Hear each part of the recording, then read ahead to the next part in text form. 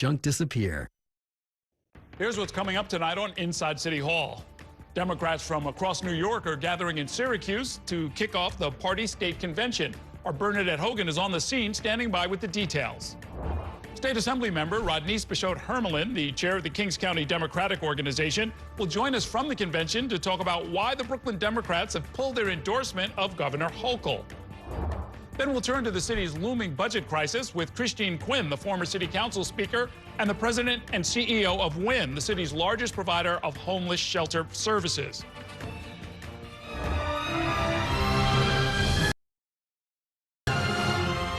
And we'll bring you a preview of a new opera coming to the Metropolitan Opera, highlighting the rescue efforts of Ukrainian children forcibly taken to Russia.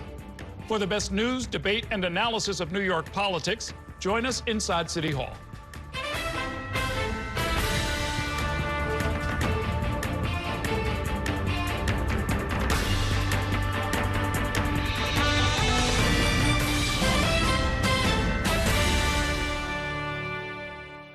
Good evening. Welcome to Inside City Hall for Thursday, February 5th, 2026. I'm Errol Lewis. Democrats from all around the state are converging in Syracuse today ahead of the state Democratic convention tomorrow. That includes Governor Kathy Hochul, who held a news conference this afternoon with her new running mate, former city council speaker Adrienne Adams. Tomorrow, the two are expected to be officially nominated as the state's first all-female ticket in the race for governor.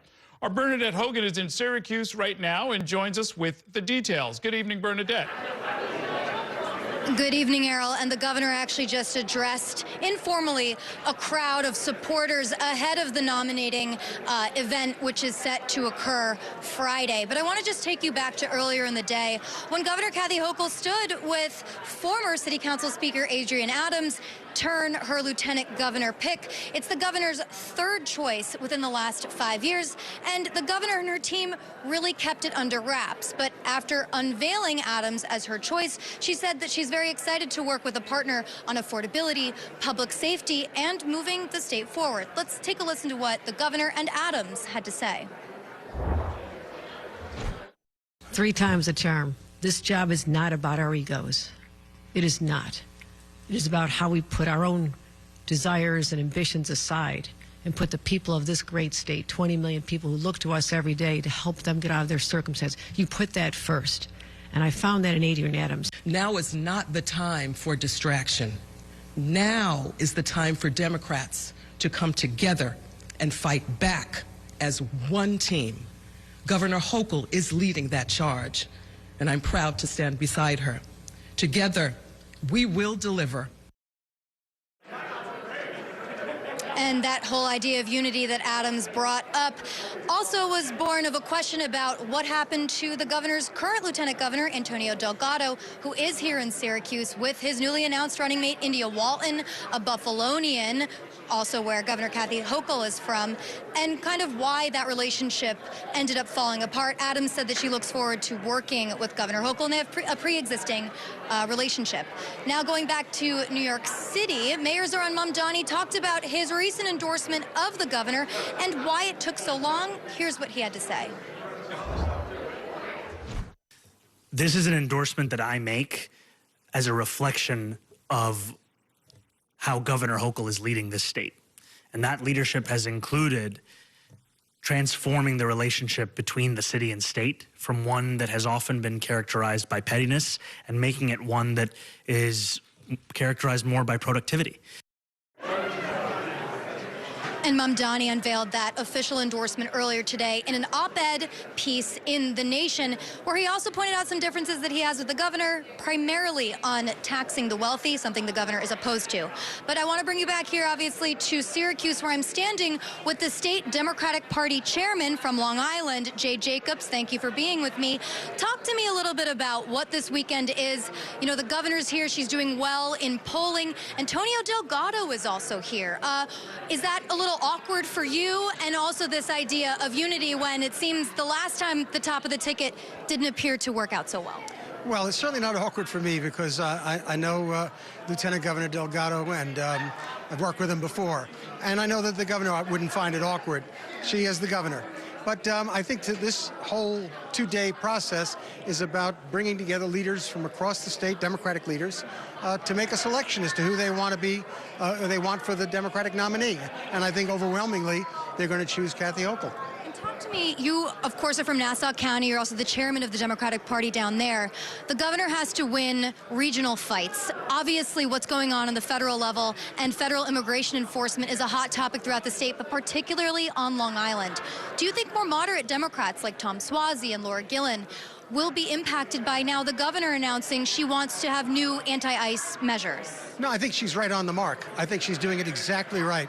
And I have to tell you something, on Long Island, you look at the polls, you talk to people in the streets, they're not happy with ICE. They think they've gone way too far, and I think that candidates like Laura Gillen, like Tom Suozzi will do very well. Interestingly, Bruce Blakeman, her opponent, has tied himself to Donald Trump and favored ICE, and heavily so. I think that's going to drag him down.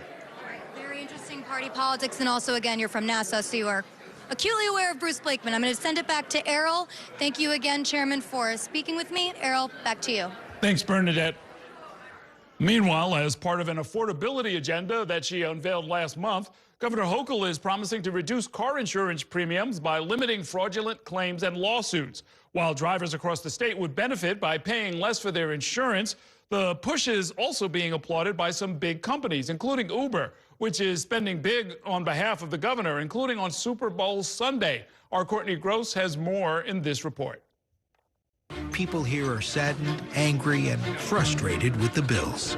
It's a high-dollar campaign to boost the current governor. Governor Hochul's already cut taxes for middle-class families. Now she's cutting car insurance rates. The ad is set to be aired during the Super Bowl on Sunday and elsewhere after that. It's part of a new campaign from a group called the Citizens for Affordable Rates PAC, and in its initial paperwork says it's backing Governor Kathy Hochul. Who's paying? Well, Uber is. The company pumped nearly $3 million into the group this week, planning to push one of the governor's big budget proposals, car insurance reform. So I want to put a spotlight on this issue. Hochul is proposing sweeping changes to try to root out fraud and excessive litigation related to car accidents, including limiting payouts for bad actors and changing the definition of a serious injury. The measures, she says, will reduce car insurance rates for New Yorkers because there will be fewer damages awarded. Nobody else is willing to stand up and say, why is this happening? And how can we do something about it? The changes will benefit companies like Uber and insurers who will have reduced liability. New York One reviewed how much insurance companies have donated to Governor Hochul since January 2023. They have contributed at least $220,000. It helps the insurance companies and harms the people who have been hurt. The state's Trial Lawyers Association is vehemently opposing the measures. Those lawyers also spend big on state races. Their political action committee donated nearly $1.5 million in that same time period to lawmakers in Albany, not Hochul directly. I observe a governor who has put forth speaking points that seem to mirror exactly what Uber and big insurance companies want. In response to this story, a spokesperson for Hochul said, these common sense and fair reforms will result in lower premiums for all policyholders in New York State. And any suggestion that she is acting on behalf of anyone other than the millions of New Yorkers who pay some of the highest rates in the nation is just plain wrong. Courtney Gross, New York One. It is time now for a break. Coming up, we'll bring you a live report from Astoria, Queens, where Congresswoman Alexandria Ocasio-Cortez is holding a town hall for her constituents. Stay with us.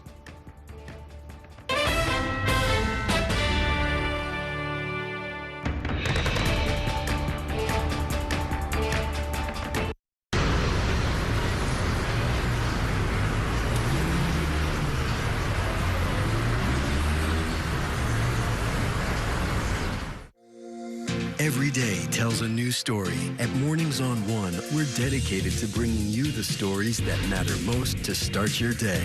With in-depth coverage of the day's news. I'm Pat Kernan. Here are the stories we're following. And weather updates every 10 minutes. Tomorrow, some morning sunshine possible. Clouds take over.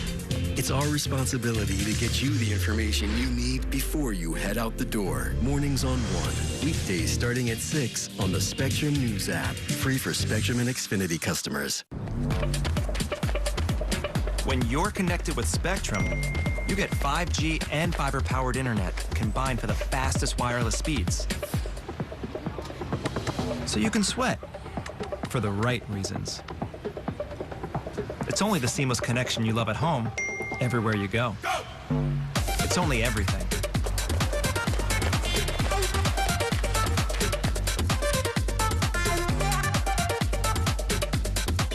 I'm Sandra, this is Jorge, and we were adopted in 2019. I remember when they first came to us, Michael was already a teenager.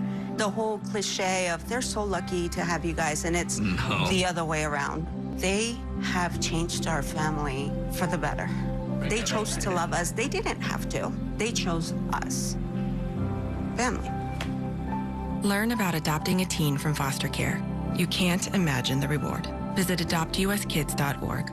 And that's a look at some of what's in the papers this morning. You done with the sports section? Today's story is about the latest chapter for a beloved local business. It's a beautiful day with temperatures in the 60s, but showers are expected in the next hour. In a city that's always on the go, it's important to stop to hear the stories that connect us. The news that matters to New Yorkers. That's what brings us together. That's Mornings on 1. Weekdays starting at 6.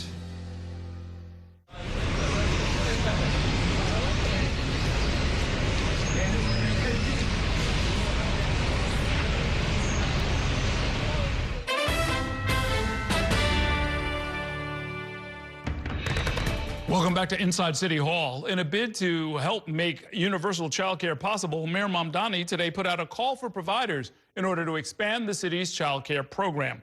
Our Kelly Mena was at the announcement and joins us now with more. Good evening, Kelly. Good evening, Errol. And this comes in the wake of the governor and the mayor last month announcing this new free universal childcare for the city's 2-year-olds. City officials taking it a step further today, calling on providers to join the program.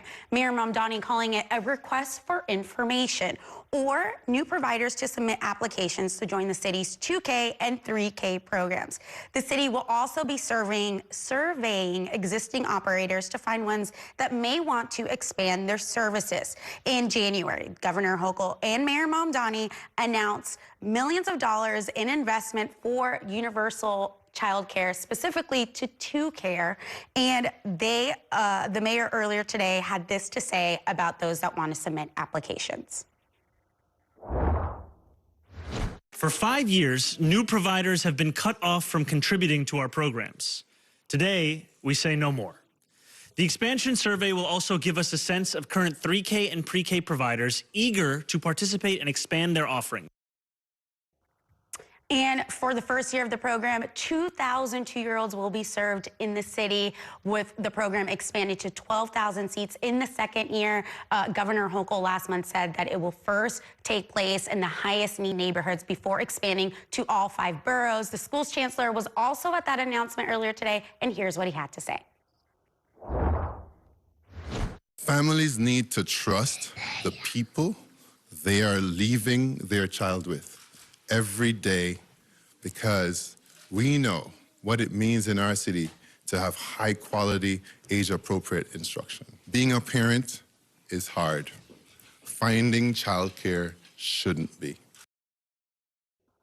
And one area the mayor is looking to expand into when it comes to these programs is family and home-based centers, Errol. So a lot of these organizations, whether it's a big one or a small one or even a home-based one, there have been issues that we've reported on as far as getting through the paperwork, getting their reimbursements, their payments on time from the city. Did the mayor address any of that? You know, he did, in a way. This submission, this call for submission, is so that many of these child care programs or providers that have been wanting to get in on this program can now, they're going to be really putting in the resources to expand this program and make sure that it's high-quality child care and that they're getting paid on time. Obviously, this is a big part of the mayor's push for affordability, campaigning on this. So he wants to make sure that not only is he delivering on a campaign promise, but that the implementation in the infrastructure is there because, as you know, Errol, there's a shortage when it comes to child care providers, and making sure that there are enough throughout the city and not all in one place is going to be vitally important as well. No, that's right. I mean, they need workers, they need spaces, they need to be insured, they need to be, in some cases, trained. They have to meet certain kind of standards. Getting this program up to speed is really going to be a pretty big effort. Yes, and I think that's why the mayor's starting so early. This program would be implemented in the fall later this year, so starting now gives them that runway and that platform to get prepared and get these centers in the right shape so that new children who are coming into the program will be served appropriately. Okay, thanks very much, Kelly. Congresswoman Alexandria Ocasio-Cortez is hosting a town hall event this evening in her district in Astoria, Queens. And that's where we find our Ayanna Harry. Good evening, Ayanna. Good evening, Errol. The doors for tonight's town hall opened 2 hours before the start of this conversation, and people began filing in pretty quickly, all eager for the opportunity to ask questions in person of their Congresswoman Alexandria Ocasio-Cortez, certainly a local leader with a very significant national profile. And like so many of her past town halls, this is an opportunity for voters to get legislative updates, to ask their own questions, and also to get information on local resources. So before people make their way into the doors of that auditorium, there are opportunities for them to get information on things like legal resources for immigrants, also information on local food banks. And Errol, we know there have been so many pressing issues out of Washington, from a partial government shutdown to questions over the future of immigration and customs enforcement. We spoke to some of the people as they were walking in to find out if there are any particular issues they'd like to hear about. I've been to the last town hall with Alexandra Ocasio-Cortez, and I found it really helpful because she has a lot of answers and she puts things in perspective, which I find really helpful. Just, you know, I've been living in Astoria in the neighborhood for about 9 months now, so I'm looking forward to seeing AOC in person, just, you know, to hear what's going on in the neighborhood. Yes, I want to know about the funding for NYCHA. At this point, I live in Astoria houses, and we need to be fully funded at this point. So as you heard, Errol, folks are coming here wanting to learn more about both national issues as well as some local issues. And Ocasio-Cortez explained this town hall was put together at the last minute, in part because there have been so many issues unfolding in Washington. And she gave an update on the current fight over funding for the Department of Homeland Security. The Department of Homeland Security funding is stalled. It has been stalled in Congress. So yes, which is a very important first step. So there's 2 weeks of DHS funding in there.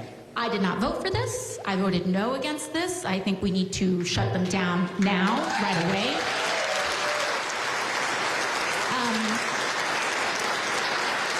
That was the structure of the package. And so they were bundled together. And included in that bundling, even though I voted no, we were actually able to secure about $14 million in different community funding projects for here in New York's 14th Congressional District.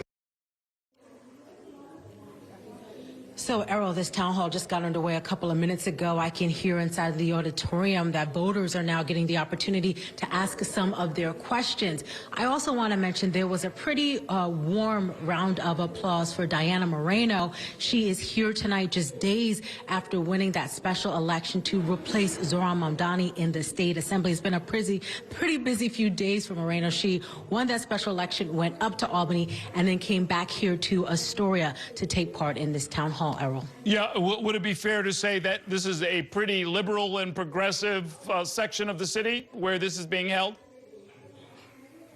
Yeah, this is certainly a pretty progressive section of the city. And what I've seen in covering past town halls of Congresswoman Ocasio-Cortez is that typically people seem to be aligned with her views when they come to events like this. And oftentimes, much of the reason why they're here is simply to say thank you and we appreciate you for what you're doing and to keep going. But we're going to certainly be heading right back into the room and listening very closely to see if there are any people who are perhaps offering some pushback. Yeah, it also sounds like she's, I guess, updating her constituents on why we see her on national television so often, waging these big fights on the big national issues around immigration and other topics. Yes, but she also spent some time talking about the millions of dollars that she's been able to secure for local projects, not just here in the Queens part, but also in the Bronx part of her district as well, Errol. Okay, thanks very much, Ayanna.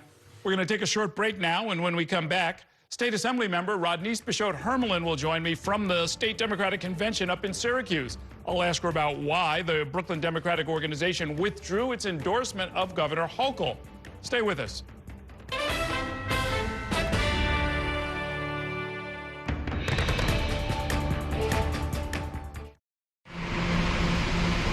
Stand clear of the closing doors, please.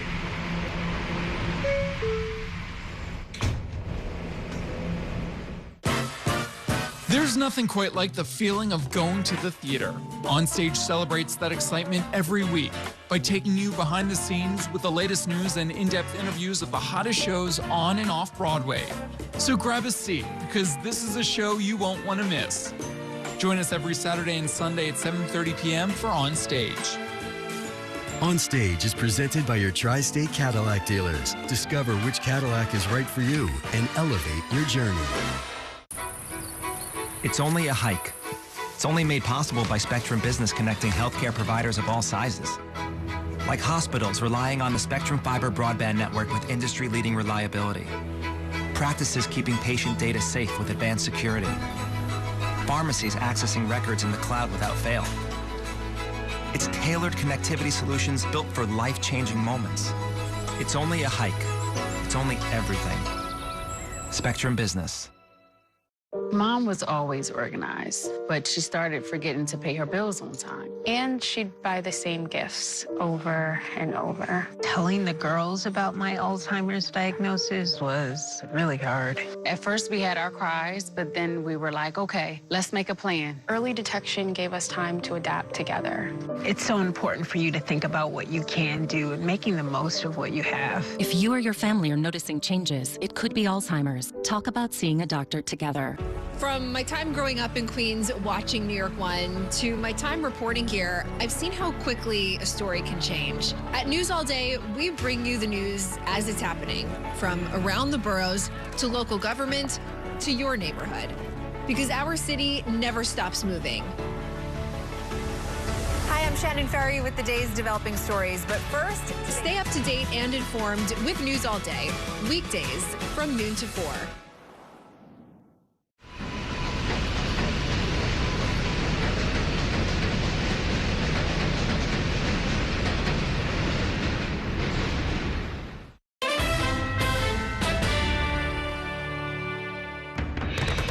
Welcome back to Inside City Hall, where we are turning our focus back to the State Democratic Convention.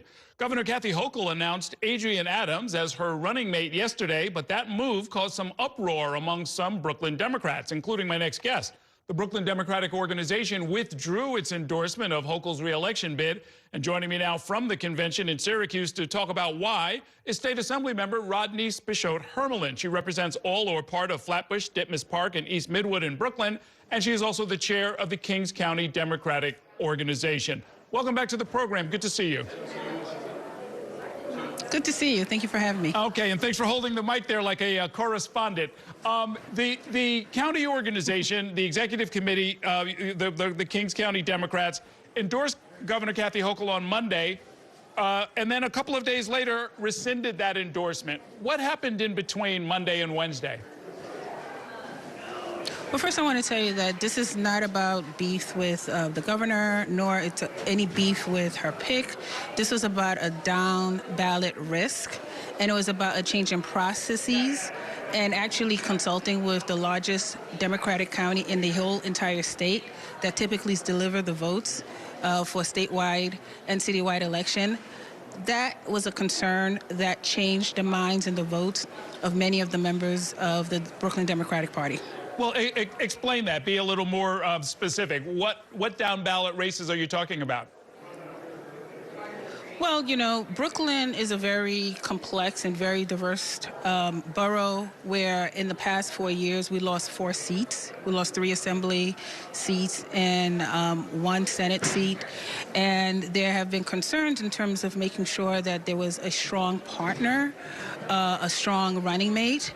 There were hopes that the running mate would be a Latino male in particular, especially not having or having a void of a Latino or Latinx representation on a statewide level.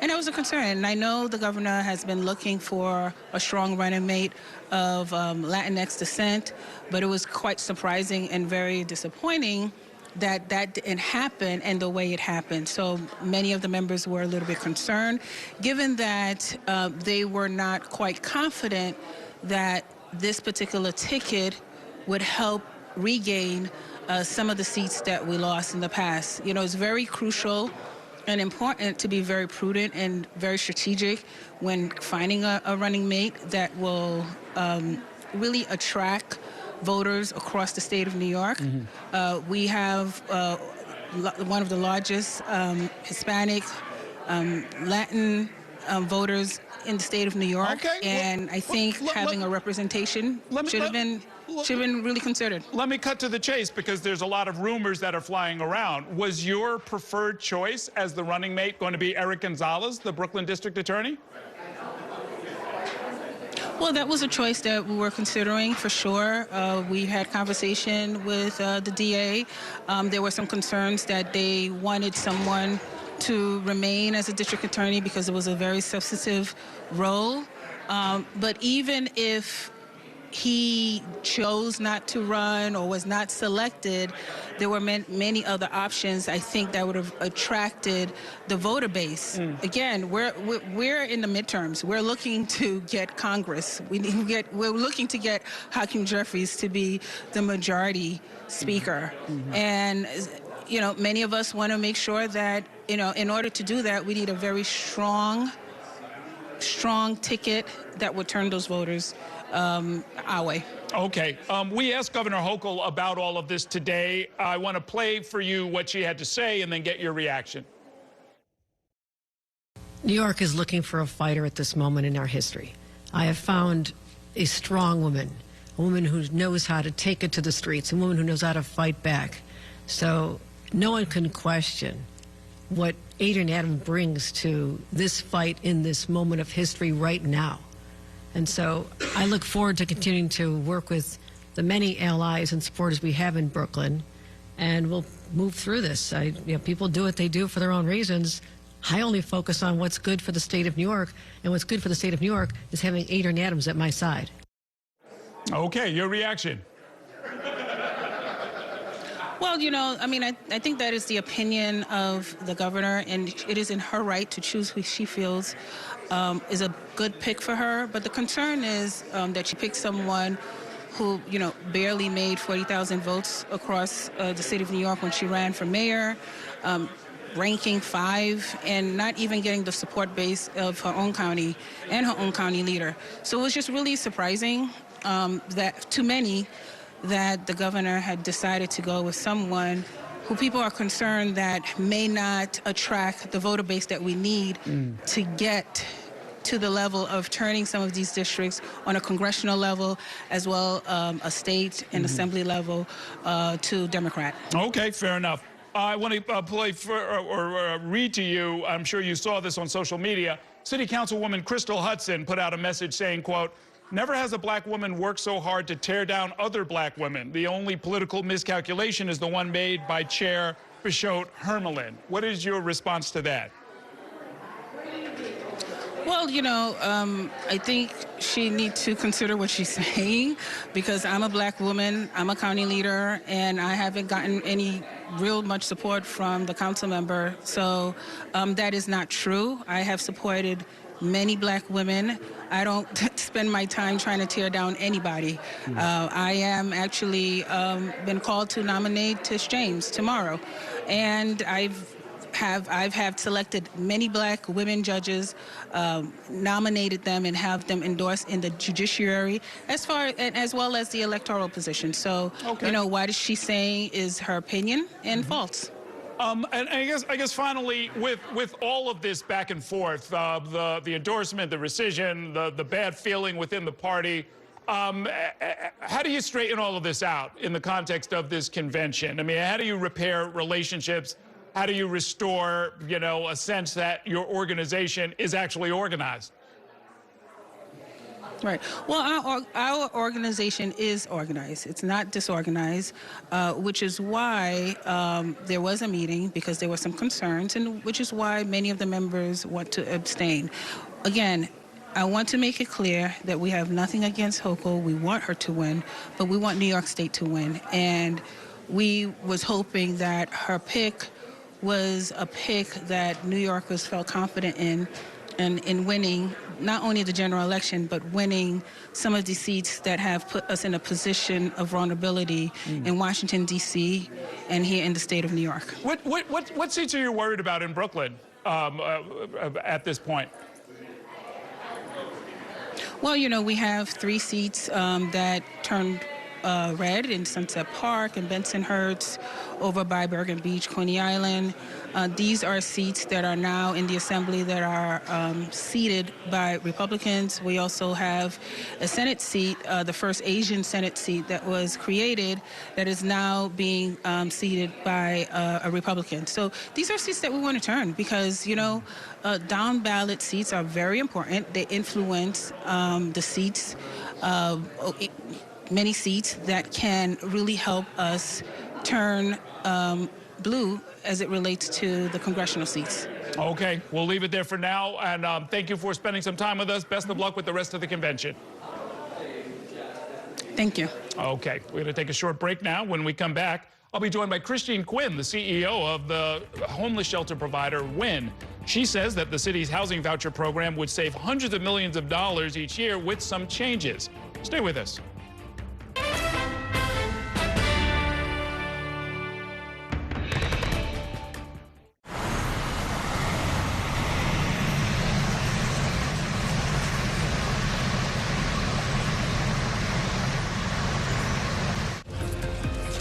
My time at New York One has shown me that in the city that never sleeps, the news never stops.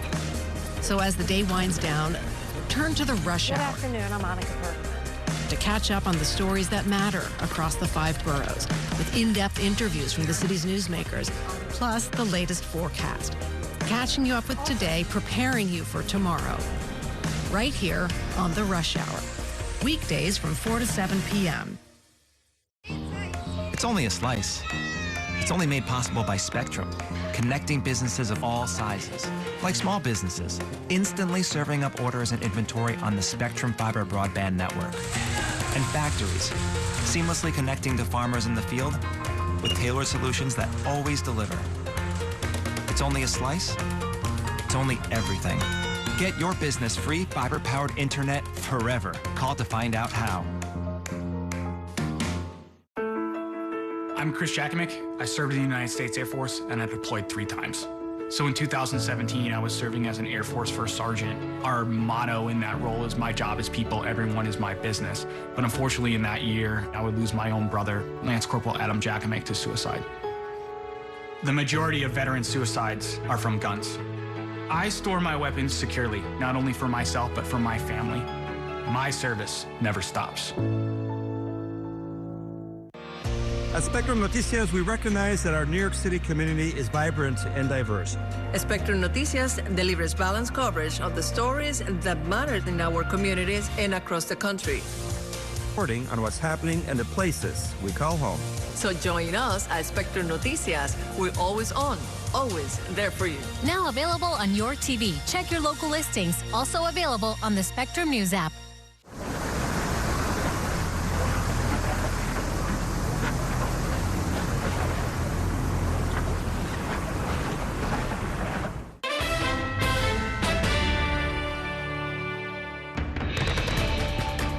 Welcome back to Inside City Hall. In less than 2 weeks, Mayor Mamdani is expected to reveal a preliminary budget that is full of red ink, with the city facing a $12 billion budget gap over the next 2 years. A recent audit by the city controller's office found that part of the shortfall is due to under-budgeting for the city's housing voucher program, also known as City FEPS. The program helps New Yorkers struggling to find stable housing by paying part of their rent and keeping them out of the city's shelter system. As a result of the city's looming budget gap, the Mamdani administration has delayed the expansion of the City FEPS program. But my next guest says that expanding the program will actually save the city money by reducing the cost of a shelter stay, which is very high. Joining me now to talk through the numbers and much more is former City Council Speaker Christine Quinn, who currently serves as the president and CEO of the nonprofit WIN, the city's largest provider of shelter and social services for homeless families. Welcome back to the program. Very good to see you. Thank you. We have had this discussion before, so I would like you to summarize it briefly. Paying rent through City FEPS vouchers enables people to move out of shelters like the ones that you operate at a cost per night that is much lower and provides more stable housing than if they were in shelter. That's the basic argument, right? Absolutely. A voucher, a night in a voucher in your own apartment is about $75 a night. A night with me in one of our shelters is between $350 and $400. A night in a welfare hotel is over $400, inching up on $500. So clearly, you're going to save more money by moving people out.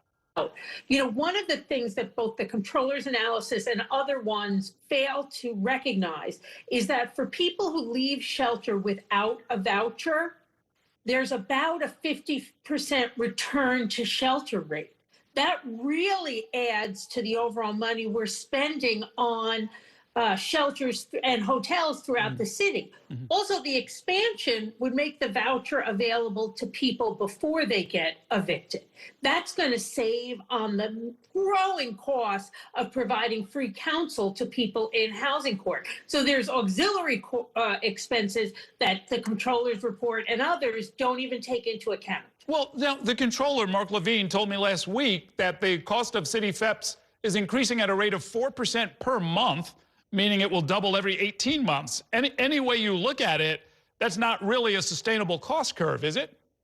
Well, the amount of FEPS, the amount we're spending on these vouchers is going up because we're at an all-time high of homelessness. It makes sense that the FEPS numbers are going up. Forget what Adams budgeted. Their budgeting was a joke. They just, made it up, stuck their finger in the air. But of course, the number's going up. We have more homeless people than we've ever had before, and groups are doing a good job of moving them out of shelter. If you stop putting money into FEPS and don't expand it, people are going to stay in shelter longer. That's going to cost money, but is also terrible, particularly for children. And right now, there are more children in shelter than there are seats in Yankee Stadium.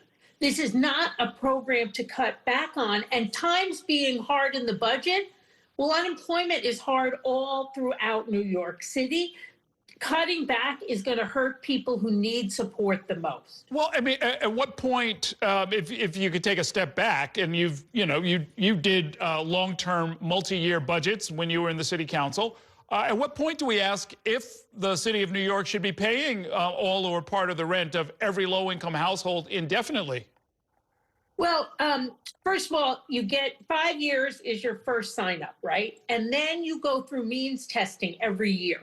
And if you have made enough money that you could be paying your own rent, you lose the voucher. So it's not willy-nilly, it's targeted people of a certain income level. New York City is required by law to house the homeless, which means that when someone presents themselves at intake, they are moved into a shelter.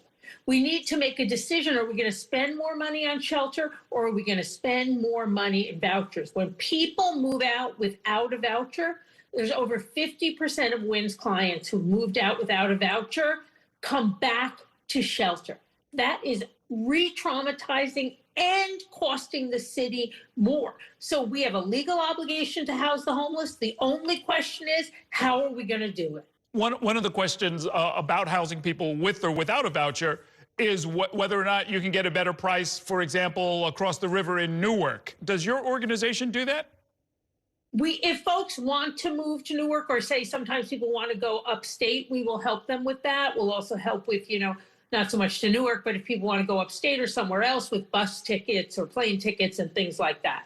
So, people may have relatives or a network somewhere else, and that kind of community connection is very important. Okay. We'll continue to monitor the budget. If I can switch topics, I understand you were up in Syracuse for the Democratic Convention. I know in the past you've worn a pretty senior hat within the party. What is your role in the Democratic Party now? I am vice chair of the party and chair of the executive committee. We just had an executive committee meeting. We passed a resolution regarding the horrific behavior of ICE and urging that legislation gets passed at the federal level to curtail ICE, to cut back on their funding, and to really do a complete overhaul. And tomorrow we'll have the nominating convention where we will nominate Kathy Hochul to be reelected, Tish James to be reelected, and Tom DiNapoli to be reelected. I don't mean to judge in advance, but I'm fairly certain that's what's going to happen. Yeah, we've gotten that feeling from our reporter there on the scene. Thank you very much. Great talking with you, Christine Quinn. Take care. We're going to take a short break now, and when we come back, Shia Muslims in New York say that they feel more represented than ever with Mayor Mamdani in office. We'll explain why in 2 minutes. Stay with us.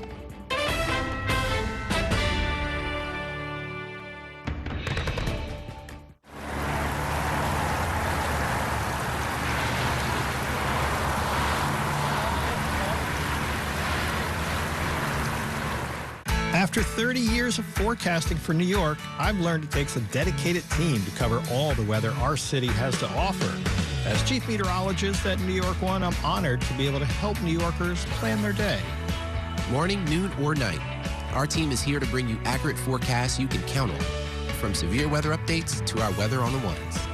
Watch the New York One weather experts with your Weather on the Ones on your TV and on the go with the Spectrum News app.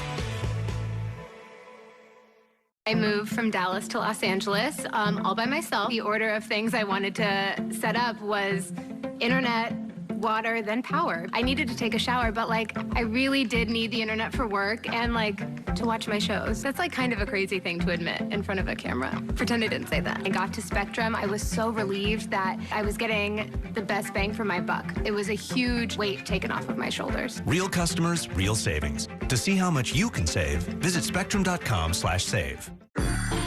I'm an ex-drug dealer, and I'll be your sub today.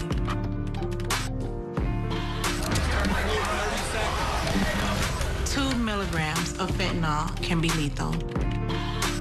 A lethal dose is in here.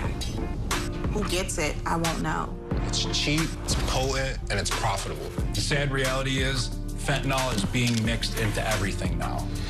More kitchen now. My father was a New York City firefighter. My mission, like his, is to serve New Yorkers in a city that doesn't stop when the sun goes down.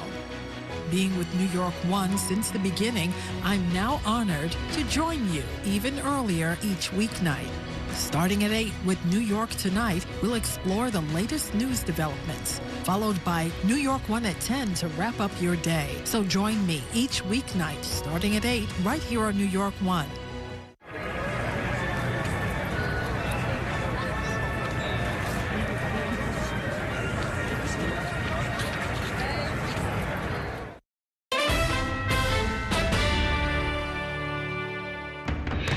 Welcome back to Inside City Hall. As Mayor Mamdani marks 1 month in office, New York One took a closer look at the historic nature of his mayoralty. Most New Yorkers know Mamdani as the first Muslim mayor of our city, but what's less known is that he is the first Shia Muslim mayor. That's a minority branch or denomination within Islam. Our Nurulin Khawaja spoke with Shia New Yorkers in this report. Hussein Rashid says he sees a lot of himself in Mayor Zohran Mamdani. Rashid was born and raised in Queens. Mayor Mamdani was an assemblyman representing Queens. Rashid's ancestors are from Tanzania in East Africa, and Mamdani was born in Uganda, also in East Africa. The two also share the same faith, Shiism, a sect within Islam. Around 1 in 10 Muslims are Shia. Shias are a minority within a minority of Muslims in New York City. But more importantly, I think, is the idea that we as Shia don't have to figure out how to explain what Shias are anymore. The fact that we have a mayor means that people understand the diversity of what it means to be Muslim. Rashid, who lives in Harlem, is a professor of Islamic studies. He teaches a course on Shiism at Union Theological Seminary, and he believes the Mamdani leadership underscores greater visibility for Shia New Yorkers. It allows them to see themselves, their values, and what they felt as an extreme amount of pressure since September 11th, to see that they really are welcomed in this city. Not just welcome, but embraced, according to longtime Brooklynite Sadia Abdul Karim, who's originally from Trinidad. It sure is cool to be a Shia in the city of New York at this time in our lives, at this time in our history. The majority of Muslims are Sunnis, and the two main sects agree on the basic tenets of Islam and have similar prayers, but have different beliefs about the successor after the Prophet Muhammad's death. Abdul Karim converted to Shia Islam more than 3 decades ago. I got pride, girl. Now, with the mayor in the forefront, it's like we have arrived. High school math teacher and Queens resident Rumi Hushmand also believes Shia New Yorkers have arrived. If you try and run the numbers on how many Shia community members have gotten to this level to represent the community in such a positive way, the numbers are very low. So that's also pretty exciting to have someone so significant, not just politically, but also in the community every single day, representing us. The 26-year-old says this level of representation matters for acceptance. It opens up the space for so many other Shia Muslims to feel more confident in asserting their identity in their work. Norlane Kawaja, New York 1.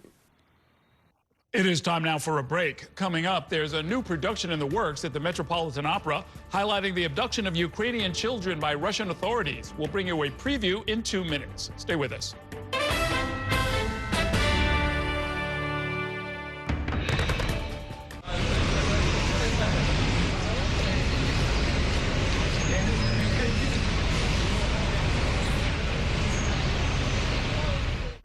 We have so many ways to stay connected. A single touch can bring us closer to the families we love, the friends we know, and the city we share. And Spectrum helps us keep connected throughout the day, every day. Including more ways to watch New York One as a Spectrum Internet customer. Watch Spectrum News New York One on the Spectrum News app, available on all your favorite devices. There's an international travel plan with Spectrum that was an additional $10 a month, as opposed to paying a ridiculous amount per day for roaming fees. This literally felt like my old phone carrier was reaching their hand into my wallet and just helping themselves to some of my cash. I like having no surprises when it comes to my cell phone bill. And with Spectrum, that's been the case. So it saved me a ton of money. Real customers, real savings. To see how much you can save, visit spectrum.com/save.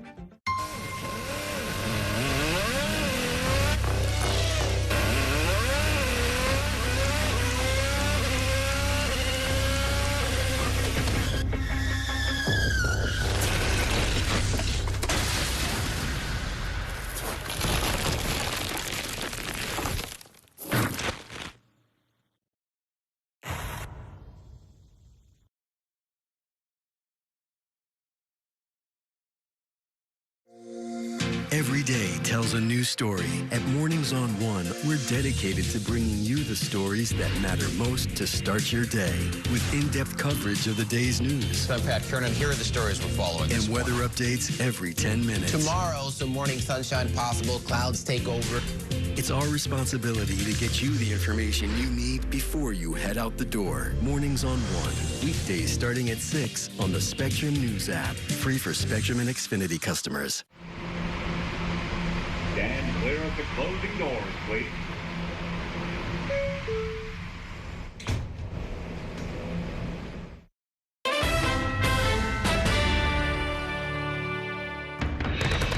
Welcome back to Inside City Hall. It has been nearly 4 years since Russia launched its full-on invasion of Ukraine. Since then, Russian authorities have forcibly transferred or deported roughly 20,000 Ukrainian children to Russia and its territories.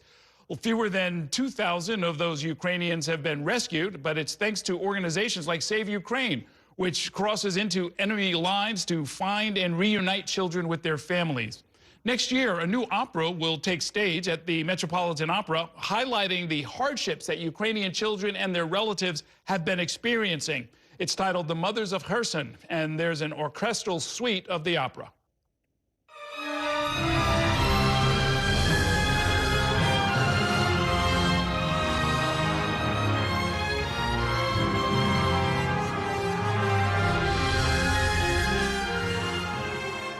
Joining me now to talk more about the opera and the ongoing crisis in Ukraine is Peter Gelb. He's the general manager of the Metropolitan Opera.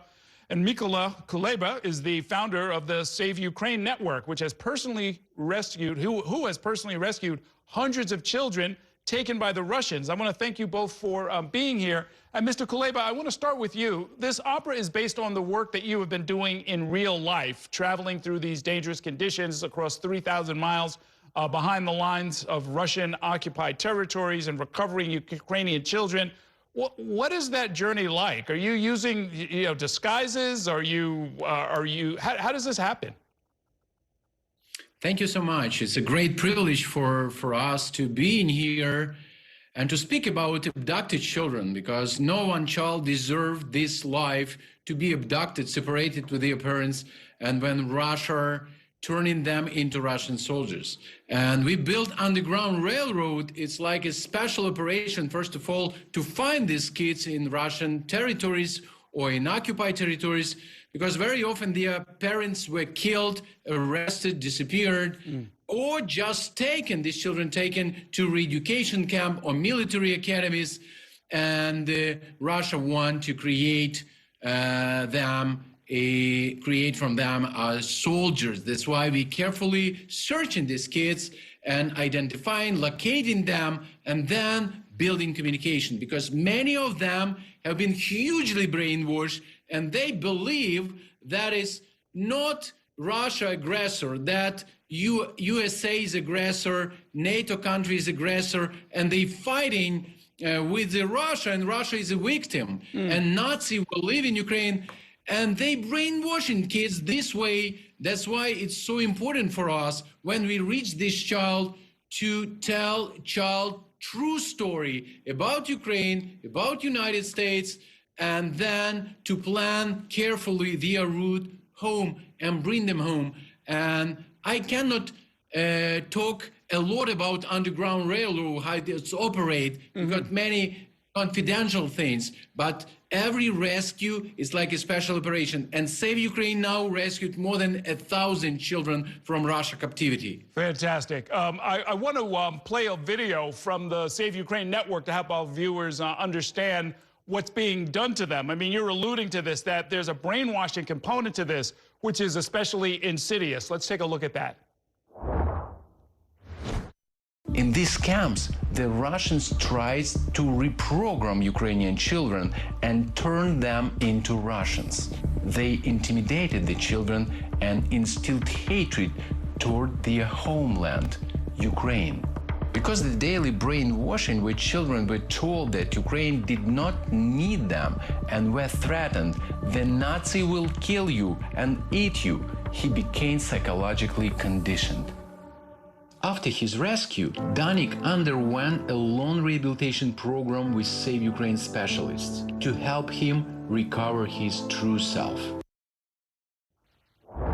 Oh, extraordinary. Now, Peter Gelb, how did you learn of the work being done by the Save Ukraine Network, and what made you decide to commission an opera about their work? Well, as you know, Errol, the Met has been a staunch defender of Ukraine since the beginning of the invasion in 2022, and that's why we created the Ukrainian Freedom Orchestra. And one of the initiatives that I discussed with my wife, Carrie Lynn Wilson, the conductor of the Ukrainian Freedom Orchestra, together with the First Lady of Ukraine, Olena Zelenska, who looks after large cultural projects there, was the idea of commissioning an opera that would help tell the story of Ukraine's plight in these incredibly difficult times. So the work of Save Ukraine, Mykola's work, was an inspiration for the story that this opera tells, which is based all on actual facts, but the characters are fictionalized. But the story of the opera in brief, it's about two mothers who are in occupied Kherson shortly after the invasion, who are duped into allowing their teenage daughters to visit a so-called Ukrainian Crimea summer camp, where from which they do not return. And when the mothers realize that their children are not coming back, and then shortly after that, Putin and his minister in charge of child abductions were both accused of war crimes, and his minister, Maria Lvova, held a press conference saying that any Ukrainian mother who believes their child is being wrongly held in Russia was welcome to come and get them, which obviously was a disingenuous message, but one that some mothers took seriously, and with the help of Save Ukraine, actually went on this incredible, brave mission, traveling thousands of miles across Ukraine and Poland and into Belarus and down into Russia, into the Crimea, to try to rescue their children. Some succeeded, and some did not. And the opera is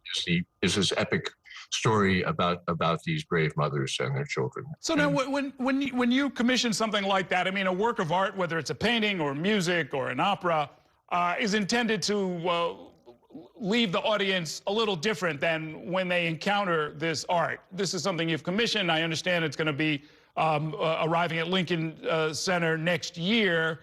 What are you trying to accomplish? How are people going to feel after they have seen this work? Well, actually, first it's going to be performed in a concert version in Kiev this June. Then it will be performed in Warsaw, which is our co-commissioning partner, in October. And then the following season it will be at the Met. But the news covers these tragic humanitarian crises all the time. But art bears witness to history's atrocities in a different way.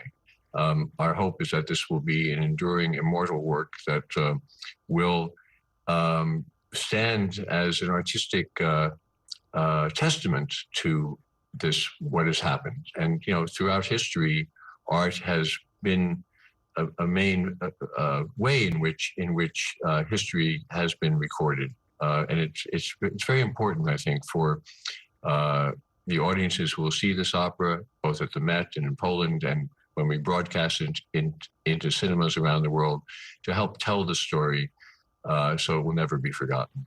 Okay. Well, thank you so much for what you are doing, and you especially, Mr. Kuleba, and thanks for coming on to tell us all about it. Thanks very much. Thanks so much. Thank you so much. Okay, that's going to do it for tonight's show. Thanks so much for watching, and have a great evening.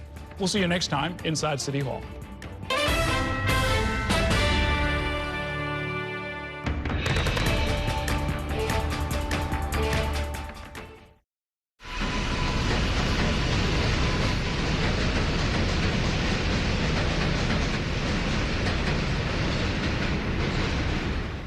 And that's a look at some of what's in the papers this morning.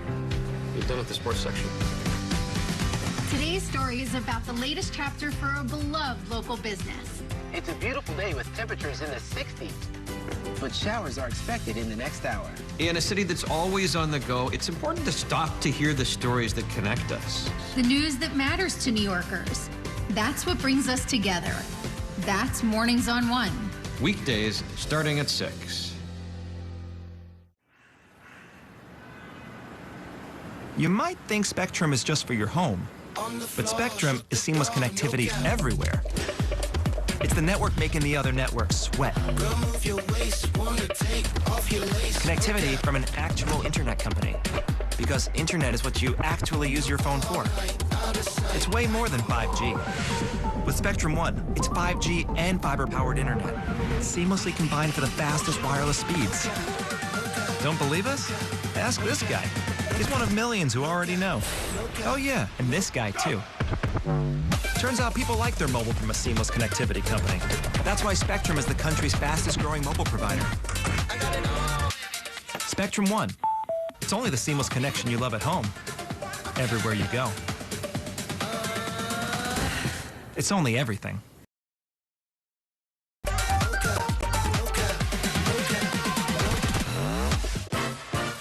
There's nothing quite like the feeling of going to the theater.